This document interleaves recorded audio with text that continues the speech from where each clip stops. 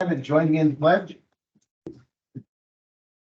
I pledge allegiance to the flag of the United States of America and to the republic for which it stands, one nation, under God, indivisible, with liberty and justice for all. Morning, Mr. Chair. Morning, Mr. Chair. Good morning, everyone. We'll call the meeting to order. Good to see everybody this morning. First order of business is going to be additions or deletions to the agenda. And we do have an addition, and that addition is going to be intros, employee intros. Yeah, I'll make a move with that addition. Okay, got a motion, is there a second? Second. Okay, got a motion, got a second. Discussion on the agenda? Hearing none, those in favor? Aye. Those opposed? That motion passes. Next, following that, it's gonna be a look to our administrator for employee introduction. Thank you, Mr. Chair. I'd ask Derek and Tyra to come on up, please.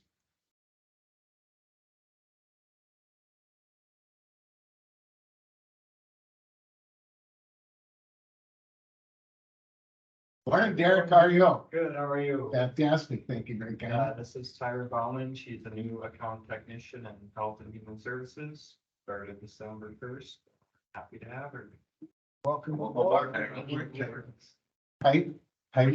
Tyra. So is Tyra you in the olden days? No, I was account technician up in the auditor trade. Okay. Okay. So is this a new position? Replacement. A So replacement the position. previous account technician got promoted to eligibility. Fantastic. Wonderful. Thank you. And where do you come from? I was a mortgage underwriter out of a company out of Pennsylvania. Well, wow. And I like her sweater too. Look at Yes. that. It's beautiful. It's festive. It's wonderful. Thank you. We wish you the best and thank you. Thank you very much. Thanks, Derek. Thanks, Tyra.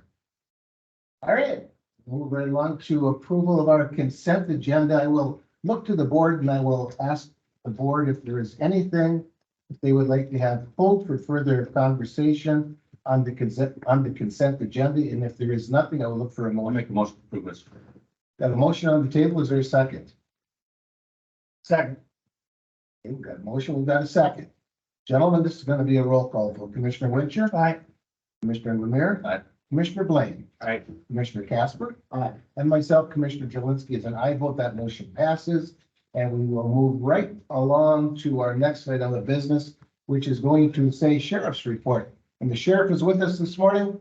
Good morning, Sheriff Larson. More sheriff. And please, Sheriff, not that you need any introduction, but if you introduce yourself, let us know what you're here for and here you are. So Sean Larson, Sheriff from Morrison County, and just going over the November monthly report. Fantastic.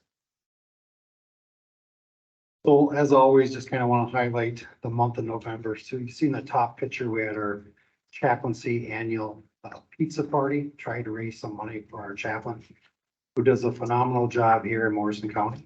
That was back on November 26th at the VFW in Little Falls. Happy to say that we raised over $5,300. We collected non-perishable food. We had a jacket or coat drive going on as well, collected a lot of jackets for people in need. So just a great function and yeah, I just wanted to report that. Bottom picture, bottom left, the VFW actually recognized a couple of our employees. One was Deputy Axel Lang, the other 911 dispatcher Peggy Zimmy, basically for their outstanding service to Morrison County and always going above and beyond. So they were basically our supervisors recognized them, and the VFW advised that they would have go over the awards and make their decisions. So that worked out pretty good. And then the picture on the right is Sergeant Gross with Girl Scout Troop 801. So I believe Tabitha had a daughter in that group. She came to our office, asked if we could assist, and we found the right guy for the job. You can see Sergeant Gross getting down to the kids' level, basically talking about respect and authority. I know he did a squad tour, and there are other topics that they went over. So he does a great job with our agency, and I think he could relate well to the kids and vice versa. So Fantastic. moving forward, the next page, we'll go down to our training. So Minnesota Post Board Peace Officer Standards and Training, we have to do 48 credits every 3 years. 16 of those credits include implicit bias, which is new, mental health, and of course, de-escalation. So it's how we reason and how we react to people.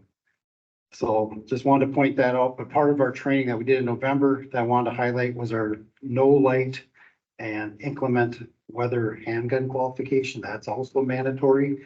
So you can see we had 28 officers attend. Basically, it's 2 separate classes, but we kind of merged them together in one class just because in November we do have cold weather. And of course, it gets dark sooner, so we're easy to get out of the range a lot sooner as well. So we did that. We also we did LEOSA training, which is Law Enforcement Safeties Act. That's when we have all the retirees come in and do their qualification shoot. And then you can see we sent one of our K-9 deputies to the USPCA, which is, I have to think about that, it's United States Police K-9 Association training, which is a certification we have to do every year for our K-9s. Of course, that included narcotics as well as apprehension training. So any questions on any of that? Moving forward, you'll see our criminal complaints. We had 51, just to highlight. What we saw the most of was property damage. That was, that's the bottom section of the pie, kind of the maroon brown color. We had 11 private and 1 public property damage. Majority of those were mailbox complaints.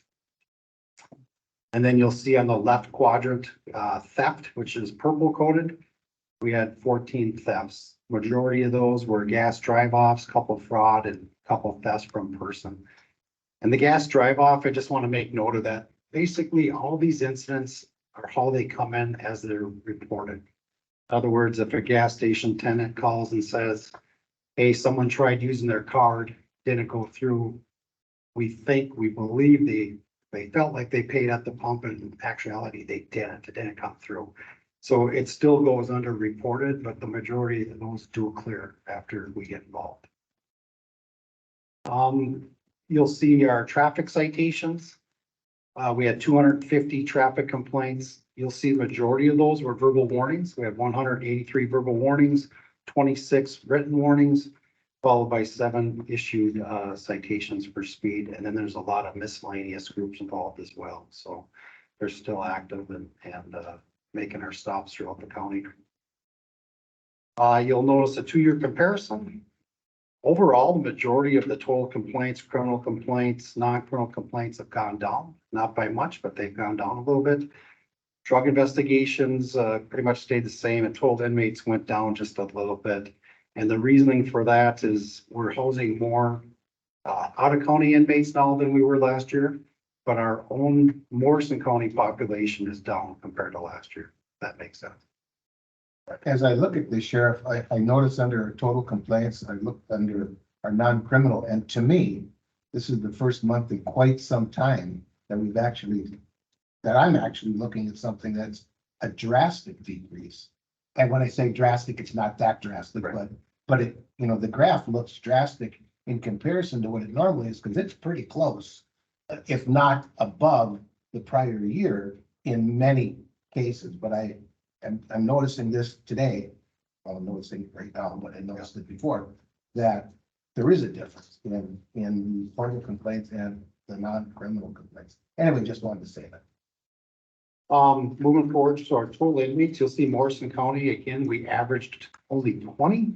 Last year I took a look, I think it was 35 in the same month. So our count in Morrison County is down, but you'll see Beltrami, we averaged 20 inmates. Of course, that's what our contract is, 20. And last year at this time, we averaged 10. So again, our out-of-county inmates have gone up. Morrison County inmates have gone down slightly. Our population for out-of-county and Morrison County inmates average was 41. Going to the next page, you'll see our sentence to serve, we have 0. We're just waiting for new staff members. Once we get the staff on board, sometimes they train a couple months and they're like, this job's not for me. So then we rehire. And of course, it takes time through that FTO, field training officer phase to get everybody on page and get them through all the required training. So we're waiting to get fully staffed, and then we're gonna revisit the STS program because we believe it's valuable, not only for the inmates, but also for our community. Out of county inmates, you'll see that we had 23, which were held for other counties, and we brought in revenue of $35,460. Sign me, Mr. Chair. Sheriff, that out of counties, that's not including Caltrans. It is, yep. So out of county inmates, that would be the majority, of the money. It's actually all the money was from Beltrami in this case. Yep. Outside of that, I just want to give a couple of updates. Our drug task force, they've been busy, time spent on controlled buys. They're utilizing informants. There are numerous drug surveillance operations that are being conducted throughout the county. They're doing intelligence gathering, for future operations, and they're doing numerous search warrants, that they're drafting, which means they're taking information, putting it together, and just getting ready for the execution mode when that time comes. I also want to bring up our scanner. It's the Tech 84. It was received and installed in November. Basically, we're waiting from the state to make sure that they got to come out and do an inspection, that make sure it's not leaking radiation, make sure that it's working properly. So we're waiting on that. And then our hope is by the end of January, it'll be up and running. Because in the meantime, we have to give our own staff the training as well. So that's an update on that. I think I mentioned during budget cycle, we're working on becoming PREA compliant, which is Prison Rape Elimination Act. And it's really just giving the training to our staff and making notice so the inmates are aware of it as well, how to report these things and what to be aware of. And we're doing that because Beltrami had an audit by the state. And since we're housing their inmates, they want us to be PREA compliant as well. If we don't do it, they can take the inmates and send them to a different county. So that's why we're going through it. There's no money involved. It's just really updating our policy and a lot of training that's involved. So with that, I'll open it up for any questions. I'll turn to the board. Comments, questions for the sheriff? Sheriff, you must have done a pretty doggone good job this morning because I'm not hearing any of this. I would like to wish you and your staff a Merry Christmas. Thank you very much for a wonderful report as always. Stay safe, my friend. Keep smiling. Guys as well. Thank you. Thanks, Sheriff. Keep up. Merry Christmas. All right, our next order of business this morning is going to be item number 6 on our docket, and then we're going to look at Public Works, and Tony's with us this morning. Tony, good morning. You'd be so kind as to introduce yourself. Let us know what you're here for, and please continue and carry on. Good morning, Mr. Chair. Good morning, board. I have a few items for you this morning. Getting into application time of year where we start submitting a lot of applications, trying to solicit outside funds to help support our infrastructure. So 2 of our items will be directly related to that. The first one, I'm requesting authorization to have you approve a resolution prioritizing our replacement bridges. So Morrison County, we have a lot of bridges here, over 220 in the state or in the county. And what we've done is we put together a list of bridges that are a higher priority on our system, where we try to solicit outside funds to help with replacement as they become more and more deficient. You'll see a map there, just a bunch of highlighted bridges. And if you'll go to our next one, our actual resolution, that's the list of some of the bridges that we feel are the highest priority for replacement here in Morrison County. So I'm requesting the board to authorize a resolution prioritizing this bridge list as we use it for different applications, solicit funds. Mr. Chair, Go ahead. I'll make a motion to approve. With a motion on the table, is there a second? Second. A motion and a second. Is there discussion? One question, Mr. Chair. Please. Tony, this is a lookout, a 5-year lookout. Will you make her for it? pardon me, we do have bridges we're going to address in 2024 also, but they're not on this list. Mr. Chair. Please. Yes, Commissioner Blaine, we have two bridges or two structures we're doing here in 2024. They would have been on this list either last year or the year before. So this is a yearly updated list. And we were fortunate to receive outside funding for our Cassaw One Bridge. That's actually has a bid letting tomorrow. And then our County Road 220 bridge, it's a box culvert structure that'll be constructed in 2024. And so what you're seeing is this resolution helps us support our applications when we do find outside funding sources or opportunities. And we use this resolution to submit in with our application to say that we do have the support of our county board, and it is very important to continue to update our infrastructure. Very good. Very good. Further discussion.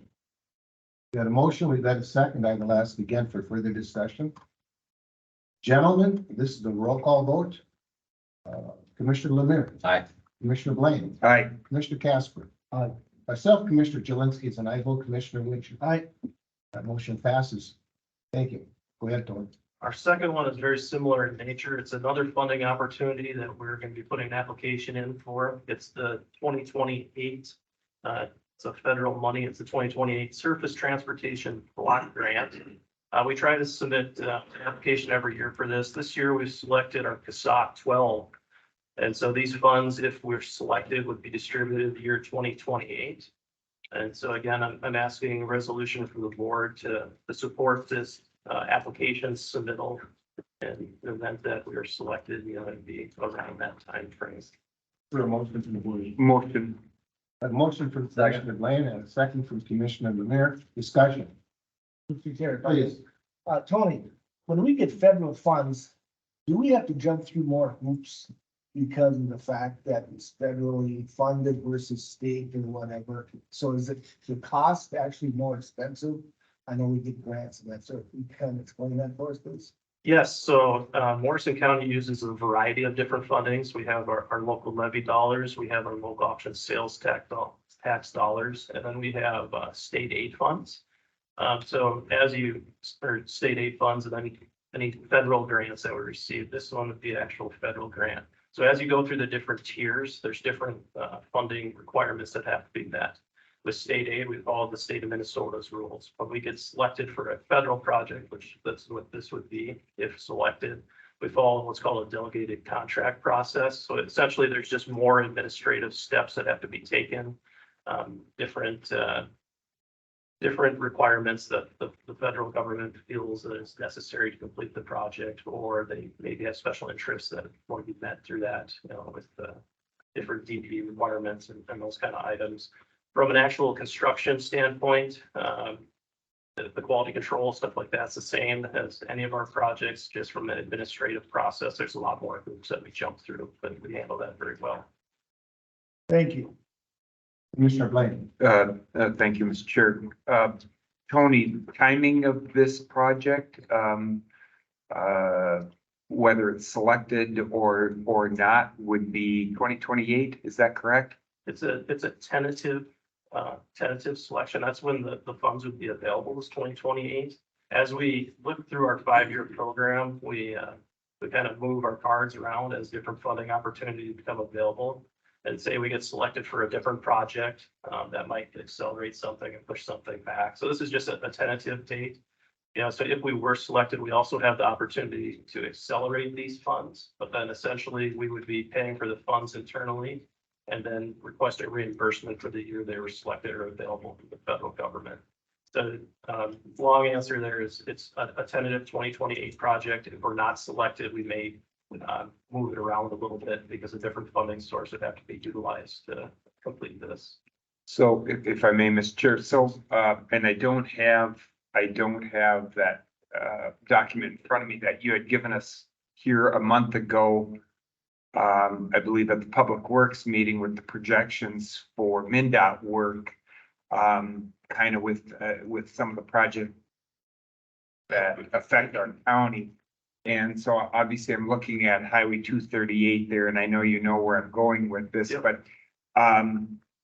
refresh my memory.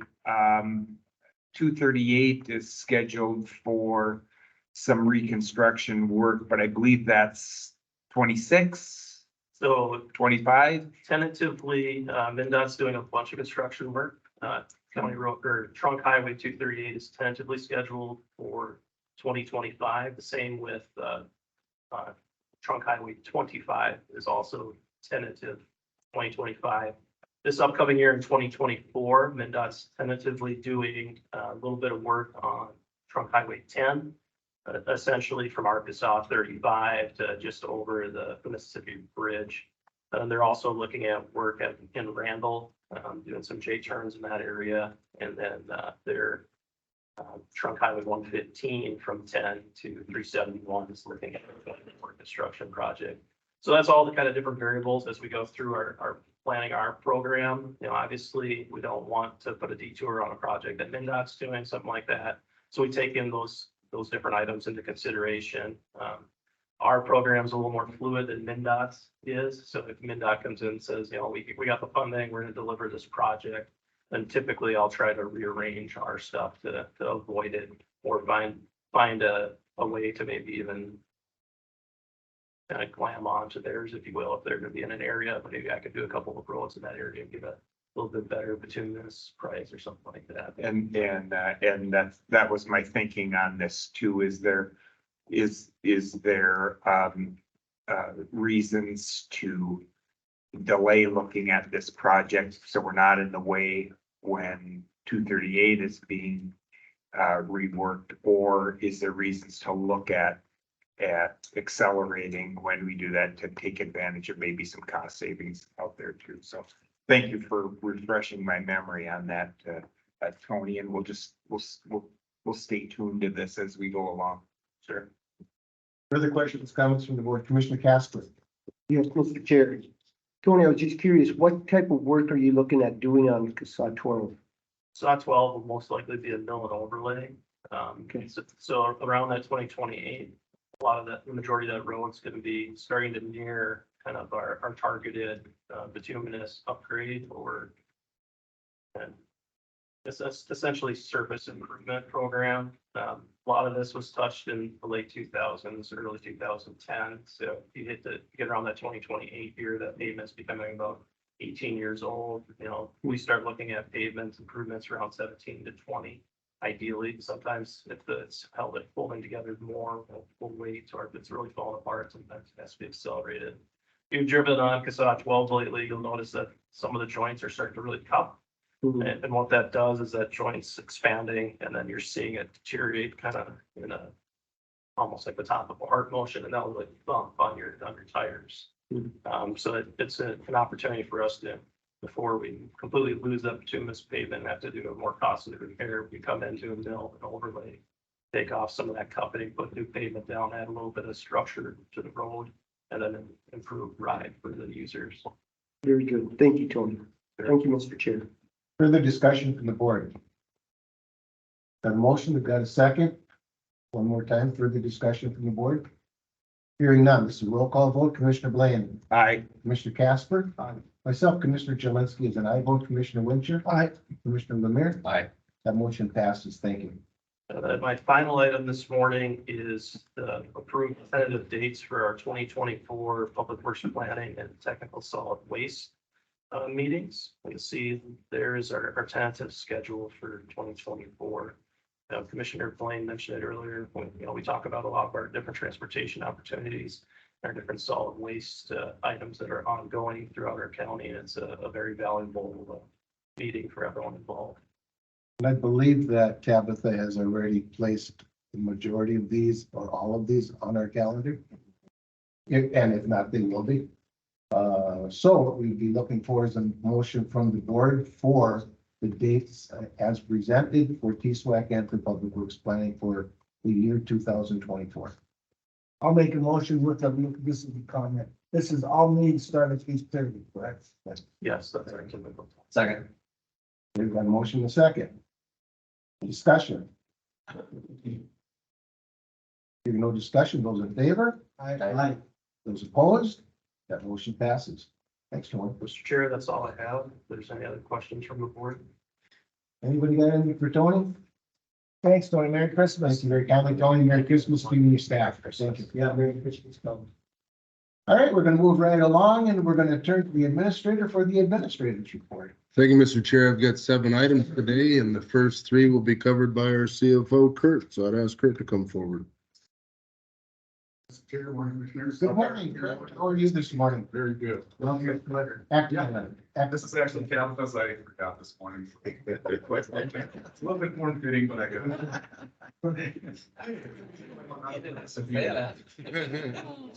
Just a little too much information. Oh, sorry. I'll watch it before I get back. Excellent.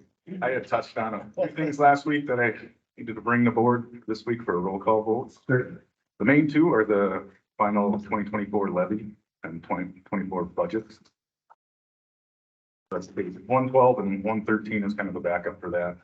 You'll see the 2024 levy, as discussed, Matt and I had met with all the departments again this year and kind of did some cutting on various departments. Get us down to that 3.95 levy ask for 2024. That brings the ask to 21,981,347. And similar with the budget, we had a 2.9% increase to the overall budget.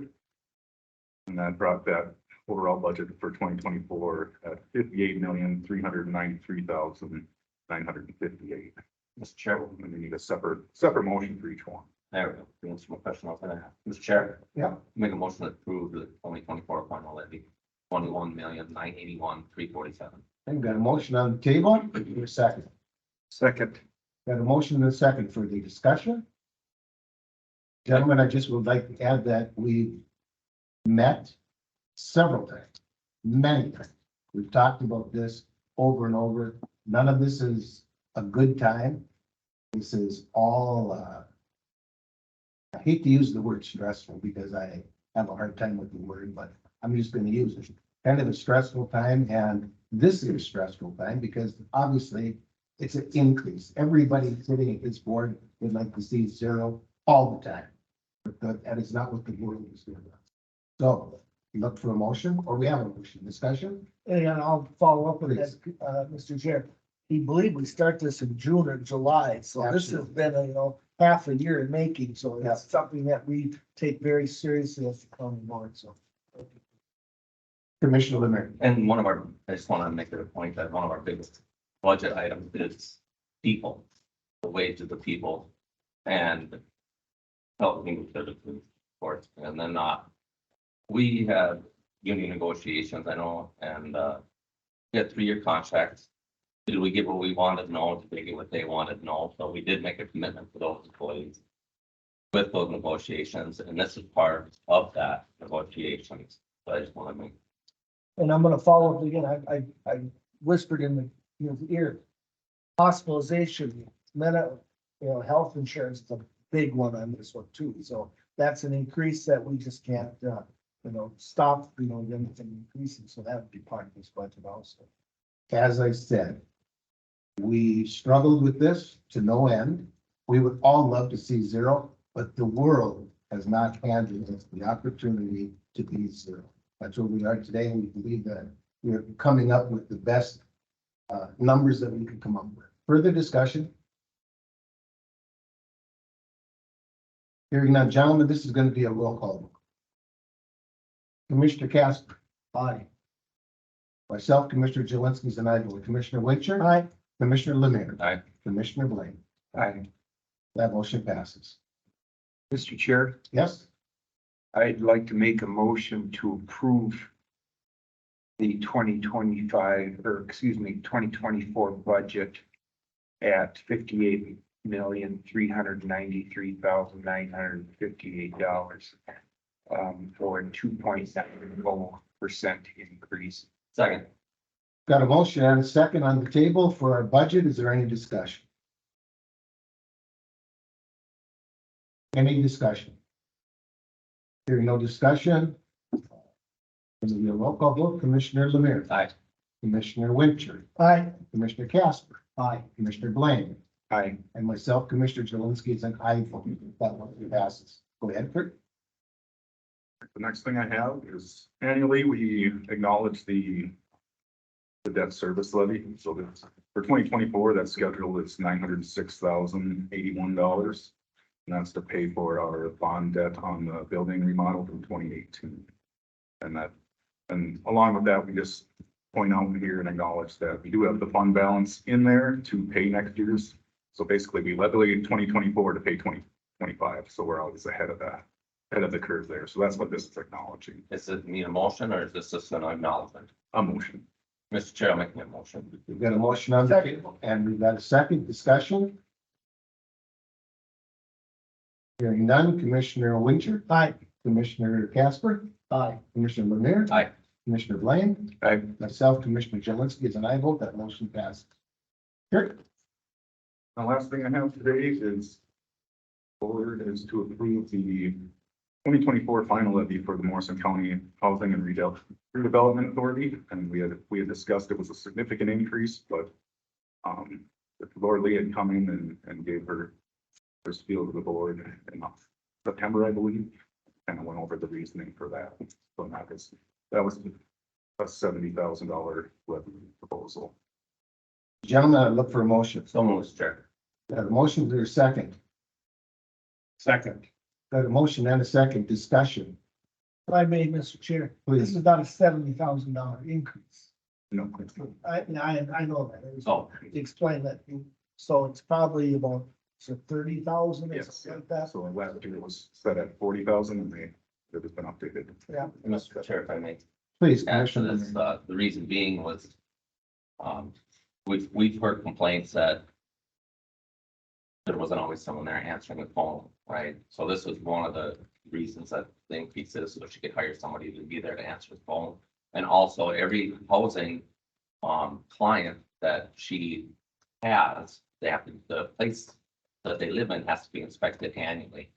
And some of the places she would like someone to be with her, she would feel completely safe to go on her own.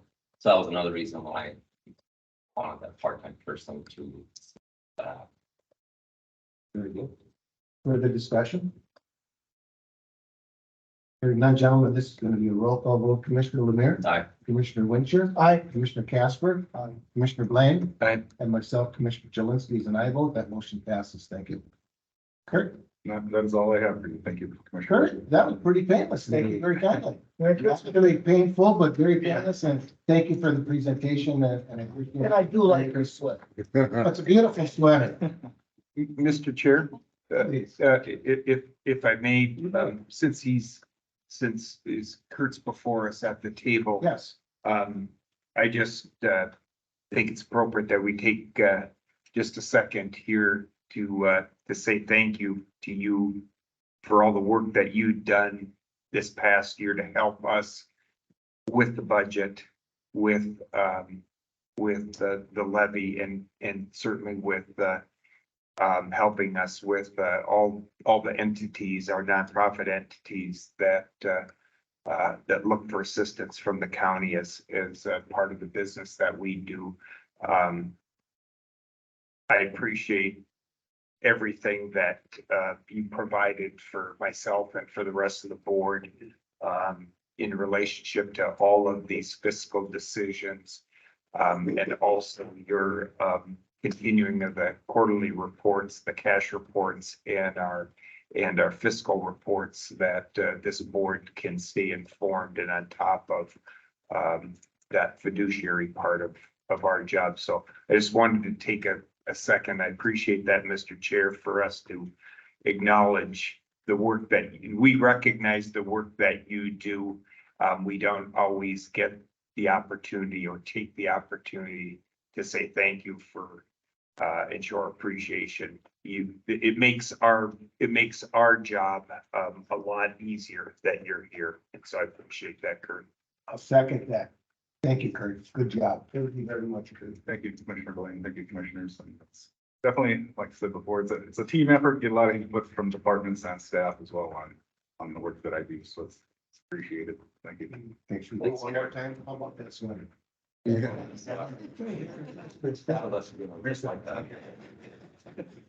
Kurt. Thanks. All right, I'll turn that right back over to Matt again. Okay, yeah, thank you, Mr. Chair. As you know, the county is underway in a classification compensation study and we began that in November. One of the first actions that comes back to board is the approval of the list of comparable agencies. Before you, I believe it's a list of 20, 19 of them are counties and there's one city and that's the city of Little Falls. And just to help you explain to how we got to this point, there's two committees. There's a design committee and a project committee, and the design committee met and we met with DDA, our contractor that's providing this service for us. And we came up with a list of comparables. Our starting position was the 13 counties that we last went into mediation with, recognizing that if the courts use those counties to compare to Morrison, that's our starting position. We also considered neighboring counties, those that are vicinity Morrison, and then we looked at ones that were similar to Morrison in specifically population. I mean, that's kind of the number we target. There's one on here that's an outlier, and it's Stearns County, and we recognize that on the front side. And so as the study continues, Stearns will be tracked separately as an outlier, but acknowledging that they are a neighbor county. And then we added the city of Little Falls, primarily due to proximity. There's several of our positions that the city doesn't have, unlike the rest of the counties, which are more similar, but it was worthwhile to just take a look at what the city of Little Falls has. So this came from our contractor to the design committee. It was edited and it was a final proposal, which then went to the project committee. And the project committee is made up of a group of employees that represent both union and non-union, as well as several of our departments. They then took a look at this list, and the project committee also endorses this list. So before you today, Mr. Chair, is the list of proposed comparables so that we can continue on with this study. Gentlemen, this is an action item. I will look for a motion. I make that motion. There's a motion on the table. Is there a second? Second. There's a motion and a second. Discussion. I'll just say, Mr. Chair, if I may. Please. Recognizing, and Commissioner Ramirez had, and I chatted about this too, recognizing Stearns County as an outlier, and I appreciate you articulating that we recognize them because they're a neighboring county. It'd be easy for people from Morrison County to go and work at Stearns County too. But also that their size of government is probably less comparable than many of the other counties on the list. And I'll also say I also recognize also the importance of having the city of Little Falls, the largest city in your county, also within that class and or in that grouping. And I think if you would ask any other county that would go through this process, they would probably pull their county seat and include that in that comparable study too. So I appreciate that. Thank you. Further discussion? Hearing none, gentlemen, those in favor? Aye. Those opposed? That motion passes. Thank you. Thank you, Mr. Chair. Next item is the updated contract for the Morrison County Public Defender System Child in Need of Protection Services, commonly referred to as the Scott Wunderlich contract, who is our public defender for 24 and through 24 and into 25. Let me find the dollar amounts. Here they are. Page 3 of the contract. And to highlight it, what has changed from our last contract to the proposal is an increase of $200 per month from from 2,900 to 3,100. That's what changed. And then $10 an hour from $100 an hour to $110 an hour for the hourly rate. So that is the Scott Wunderlich contract who provides those services as a public defender for the county. Gentlemen, I would look for a motion. So moved, Mr. Chair. That a motion, is there a second? Second. That a motion with second discussion? I'll ask the administrator because I don't know the technical answer. Does the state of Minnesota require us to do this, Matt? I'll owe that to you, Mr. Chair. I want to say the answer is yes, but I need to confirm that. But I know it's We've done something, this, don't misunderstand. right, this is something that has been ongoing. Yeah. But I would have to trace back where the requirement comes from or the capability. We may not have this capability within the county staff. Okay, very good. That's good enough. It's not a problem. Thank you. Further discussion? Gentlemen, hearing nothing further, this is roll call vote. Commissioner Winchell. Aye. Commissioner Casper. Commissioner Lemire. Aye. Commissioner Blaine. Aye. Myself, Commissioner Jelinski, and I vote. That motion passes. Okay, I'm just putting this note. Thank you, Mr. Chair. And the next item, we've spoke about this here in the last couple of weeks. And I referred to it as end of year, beginning of the year transactions. And one of those that needs to be considered here before the end of the year is the 2024 county commissioner salary. In the board packet today, I have two resolutions for the board to consider. And the first is no change to the salary rate that was in 2023. And it would be a repeat for 2024. And that is the salary rate of $35,921.60 for the county commissioners.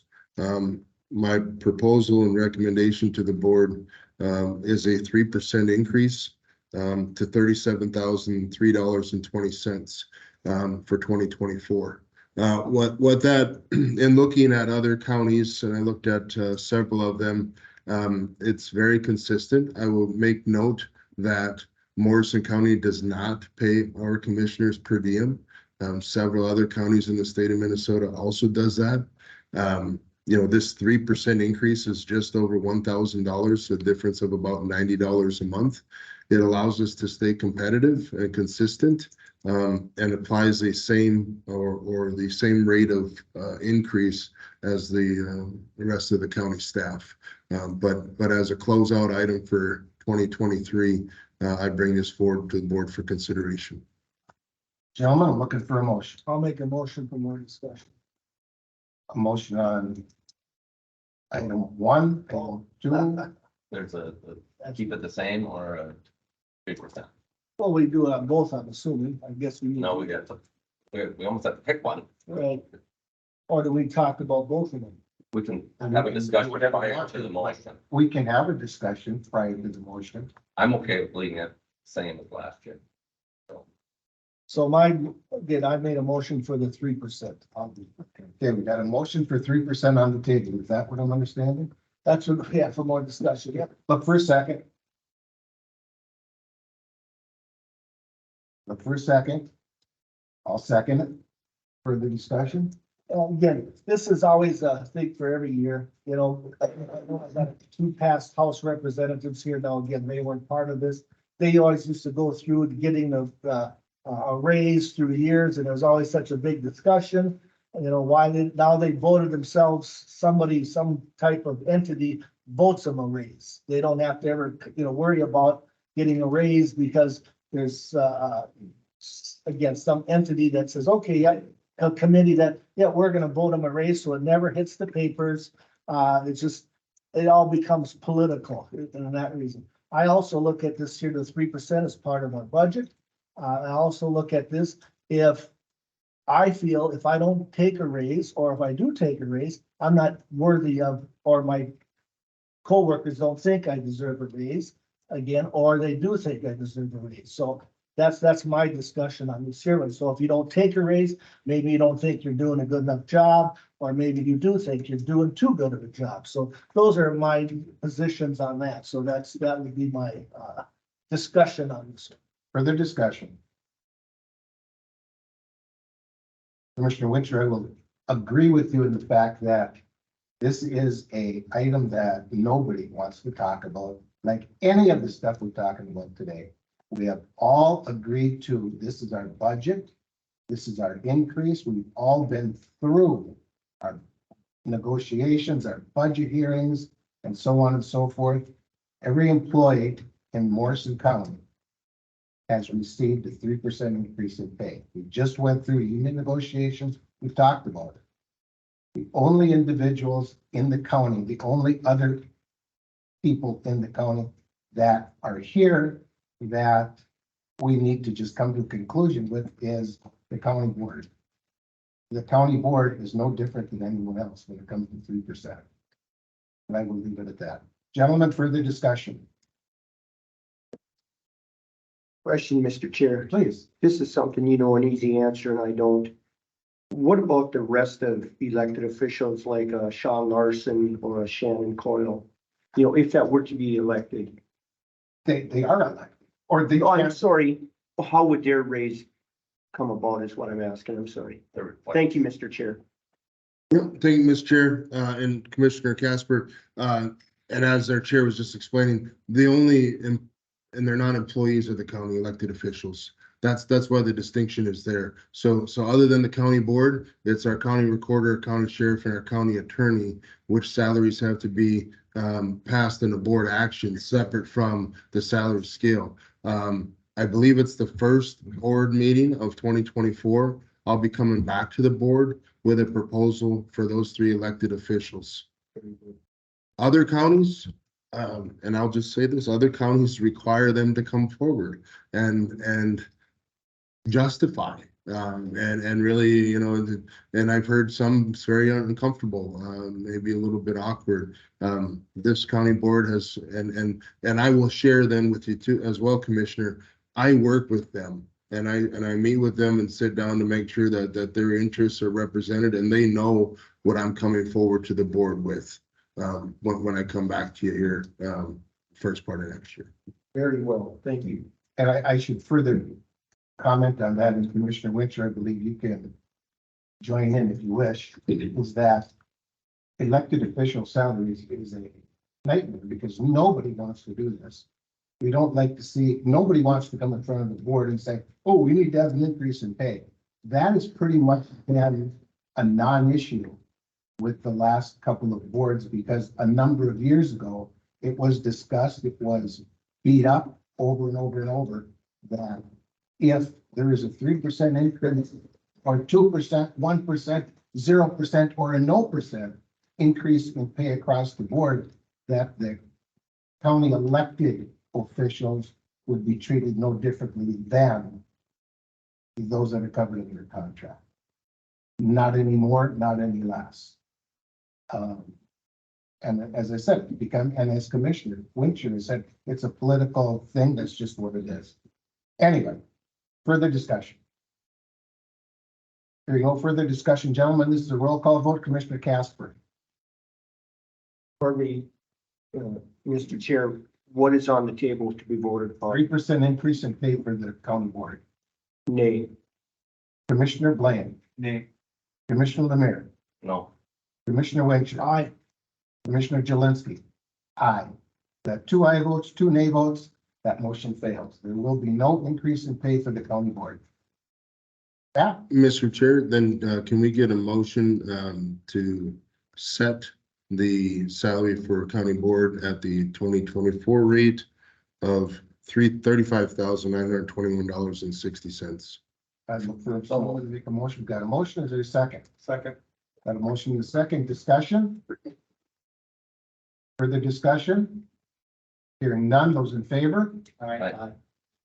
So you Nay. need a roll call? Oh, we need a roll call. Sorry. Commissioner Winchell? Aye. Commissioner Lemire? Yeah, Nay. nay, okay, it's nay. Commissioner Lemire? Aye. Commissioner Blaine? Aye. Commissioner Casper? Commissioner Jelinski is a nay vote. That motion passes.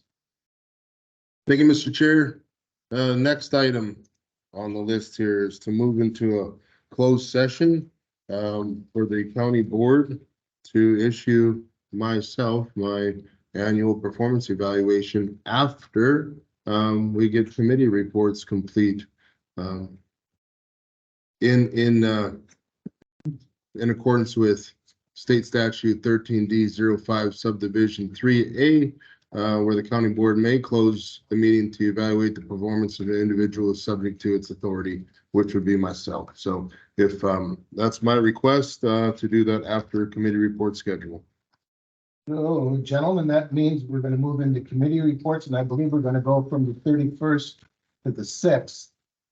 I think, or are we? We can come back. Well, if we can get a motion in a second to close this action, but we'll stay in open session to do committee reports. Very good, that's fine. I'll make a motion to go into closed session after.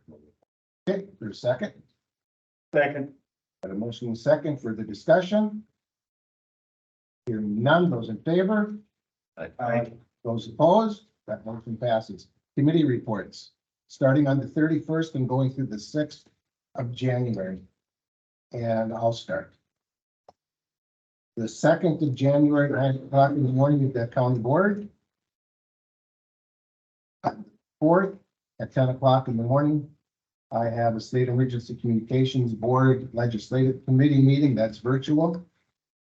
On the 5th at 8:30 in the morning is planning committee at TSWAC. Planning meeting at TSWAC at the landfill.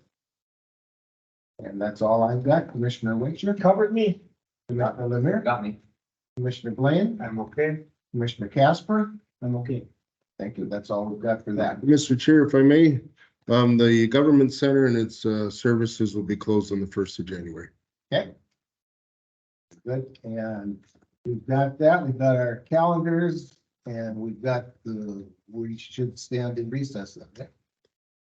Yep, and then we'll go into closed session. We're in the closed session and we're in closed session at 9:52 and we will take a break.